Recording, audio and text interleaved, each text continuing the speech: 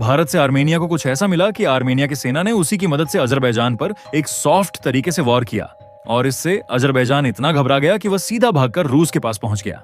इस घटना ने पूरे काकेशस क्षेत्र का माहौल फिर से गरमा दिया।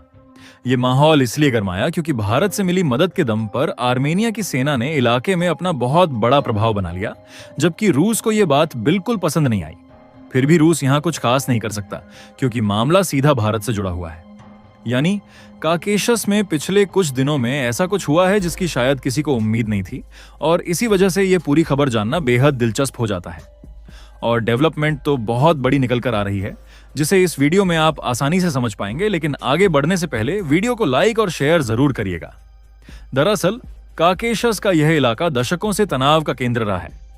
आर्मेनिया और अजरबैजान के बीच नागोर्नो काराबाख को लेकर पुराना विवाद चलता आया है और इस इलाके में रूस हमेशा से अपना प्रभाव बनाए रखने की कोशिश करता रहा है। लेकिन हाल के सालों में जब आर्मेनिया ने अपनी सुरक्षा के लिए नए साझेदार खोजने शुरू किए, तभी से इस क्षेत्र की पूरी राजनीति बदलनी शुरू हो गई। भारत का इस इलाके में दाखिल होना इसलिए सिर्फ एक हथियार बेचने वाली डील नहीं है, बल्कि एक तरह से क्षेत्रीय ताकतों के पूरे संतुलन को हिला देने वाला कदम है। इस पूरे गर्म माहौल की शुरुआत होती है आर्मेनिया के चुनाव से। रूस की कोशिश थी कि निकोल पाशिन्यान ये चुनाव ना जीतें, लेकिन फिर भी वह बड़ी मजबूती के साथ जीत गए और एक बार फिर आर्मेनिया के प्रधानमंत्री बने रहेंगे।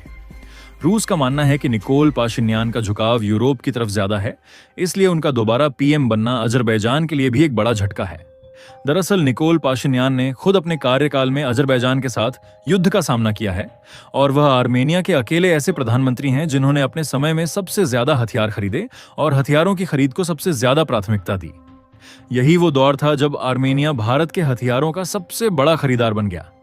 इसीलिए अजरबैजान को डर है कि निकोल पाशिन्यान अब और भी आक्रामक तरीके से भारत से हथियार खरीदेंगे, क्योंकि आर्मेनिया की जनता और सेना दोनों ही भारत के आधुनिक हथियारों की एंट्री से बेहद खुश हैं। जनता का मानना है कि निकोल पाशिन्यान ने देश की सेना को मजबूत बनाने की बड़ी कोशिश की है और इसी वजह से जनता ने भी उन्हें फिर से प्रधानमंत्री के रूप में चुना। लेकिन अब आर्मेनिया को लेकर अजरबैजान ने एक चौंकाने वाला दावा कर दिया है। दावा यह है कि आर्मेनिया ने भारत से मिले हथियारों का सॉफ्ट इस्तेमाल अजरबैजान के खिलाफ किया है। कहा जा रहा है कि भारत ने आर्मेनिया को जो वेपन लोकेटिंग रडार और इलेक्ट्रॉनिक वॉरफेयर क्षमता दी थी, आर्मेनिया ने उसी क्षमता का इस्तेमाल अजरबैजान के इलाके में इलेक्ट्रॉनिक जासूसी के लिए किया। यानी सीधे शब्दों में कहें तो आर्मेनिया ने भारत से मिले इन सिस्टम्स के जरिए अजरबैजान की पूरी मिलिट्री प्रोफाइलिंग कर ली है। अब आर्मेनिया को अच्छी तरह पता है कि अजरबैजान का कौन सा हथियार या सिस्टम कहां तैनात है। सीमा से सटे लगभग 40 से 50 किलोमीटर के इलाके में अजरबैजान की तैयारियां कैसी हैं, और सबसे बड़ी बात यह कि यह सब किसी सैटेलाइट से नहीं बल्कि भारत से मिले इलेक्ट्रॉनिक वॉरफेयर सिस्टम की मदद से पता किया गया। इसके बाद अजरबैजान ने यह मामला रूस के सामने उठाया और कहा कि भारत से मिले सिस्टम के जरिए आर्मेनिया उसके सैन्य क्षेत्र की जासूसी कर रहा है। अजरबैजान को उम्मीद थी कि रूस इस मामले में कुछ दखल देगा, लेकिन जैसा कि मामला भारत के हथियारों से जुड़ा है, इसलिए रूस भी इस पर ज्यादा कुछ नहीं बोल सकता। इस पूरी घटना से एक बात तो साफ हो गई है कि भारत के हथियारों ने वाकई आर्मेनिया की ताकत में बहुत बड़ा बदलाव ला दिया है और यही बदलाव अजरबैजान को हजम नहीं हो रहा। दिलचस्प बात यह भी है कि भारत के लिए आर्मेनिया कोई छोटा या मामूली ग्राहक नहीं है।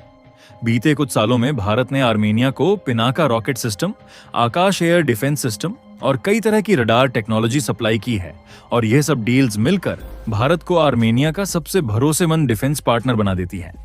इसका असर सिर्फ आर्मेनिया की सेना पर नहीं बल्कि पूरे क्षेत्र में भारत की साख पर भी पड़ता है, क्योंकि अब दुनिया देख रही है कि भारत के हथियार सिर्फ बेचे ही नहीं जाते बल्कि असली युद्ध जैसी स्थितियों में अपनी क्षमता भी साबित करते हैं। और सिर्फ अजरबैजान ही नहीं, भारत को दुश्मन समझने की भूल एक और देश को भी भारी पड़ रही है और वह है तुर्की। तुर्की शायद ये सोच बैठा था कि अपनी लाउड माउथ डिप्लोमेसी यानी खोखली बयानबाजी वाली कूटनीति के जरिए वह भारत पर दबाव बना सकता है। लेकिन अगर तुर्की ने सच में ऐसा सोचा था तो यह तुर्की के राष्ट्रपति एर्दोआन के जीवन की सबसे बड़ी भूलों में से एक साबित हुई। हैरानी की बात यह है कि यही तुर्की था जिसे भारत के हथियार कभी एडवांस या आधुनिक नहीं लगे।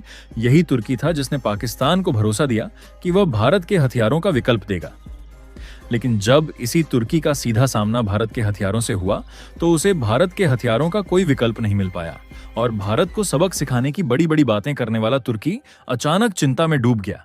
खबर वाकई दिलचस्प है, लेकिन इससे पहले एक सवाल आप सभी से पूछना चाहूंगा। क्या आपको लगता है कि तुर्की नाटो का एक बहादुर और हिम्मती देश है? मेरी समझ से तो तुर्की के पास अब ऐसी कोई हिम्मत बाकी नहीं बची है। तुर्की सिर्फ बयानों का शेर है, क्योंकि उसके 100 साल के इतिहास में सिर्फ 1974 में साइप्रस जैसे कमजोर देश के साथ युद्ध लड़ा गया।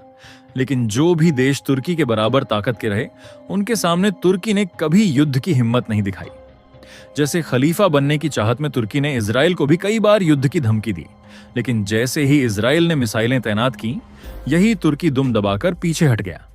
इसी तरह भारत के मामले में भी तुर्की ने पाकिस्तान के समर्थन में बड़े बड़े बयान दिए और हर बार जब तुर्की ने पाकिस्तान को हथियार बेचे, तब यह दावा किया कि उसके हथियारों का भारत के पास कोई जवाब नहीं होगा। लेकिन ऐसी बातें करना तभी तक आसान था जब तक मुसीबत खुद तुर्की के दरवाजे पर नहीं आई थी। इसका सबूत है एक रिपोर्ट जो सेटा की है, जो तुर्की का सबसे बड़ा थिंक टैंक माना जाता है। इस रिपोर्ट में साफ कहा गया है कि अब तुर्की के सैन्य अधिकारियों से लेकर विदेश मंत्रालय तक सभी पीएम मोदी की हाल की साइप्रस यात्रा से बहुत ज्यादा चिंतित हैं। तुर्की की सेना ने अपनी आंतरिक रिपोर्ट में नीति निर्माताओं को चेताया है कि इस यात्रा से बहुत कुछ बदल गया है, क्योंकि भारत और साइप्रस के बीच मैरीटाइम सिक्योरिटी डायलॉग की शुरुआत हो गई है। इसका मतलब है कि अब भारतीय नौसेना के युद्धपोत साइप्रस की यात्रा कहीं ज्यादा बार करेंगे। इसके अलावा भारत और साइप्रस ने बायलैटरल डिफेंस कूनऑपरेशन प्रोग्राम को भी आगे बढ़ाने पर सहमति जताई है। इसीलिए तुर्की इस बार पीएम मोदी की साइप्रस यात्रा से कहीं ज्यादा चिंतित नजर आ रहा है। तुर्की के विदेश मंत्रालय का रुख भी बदल गया है। वहीं तुर्की की मीडिया अब भारत के ब्रह्मोस मिसाइल को आधुनिक और घातक बताने लगी है। तुर्की का थिंक टैंक भी अब भारत की इलेक्ट्रॉनिक वॉरफेयर क्षमता को बहुत एडवांस मानने लगा है। साइप्रस के अलावा ग्रीस को लेकर भी तुर्की के होश उड़े हुए हैं, क्योंकि तुर्की का विदेश मंत्रालय अब यह कहकर शिकायत कर रहा है कि ग्रीस एक नाटो सदस्य होने के बावजूद उन मिसाइलों पर विचार कर रहा है जिनमें रूस की भी हिस्सेदारी है, और तुर्की चाहता है कि बाकी नाटो देश ग्रीस को इससे रोकें। गौर करने वाली बात यह भी है कि तुर्की की यह बेचैनी सिर्फ साइप्रस या ग्रीस तक सीमित नहीं है। भारत की बढ़ती मिलिट्री डिप्लोमेसी ने मेडिटेरियन क्षेत्र में भी एक नई तरह की हलचल पैदा कर दी है, जहां अब छोटे छोटे देश भी भारत के साथ डिफेंस पार्टनरशिप बनाने में दिलचस्पी दिखा रहे हैं।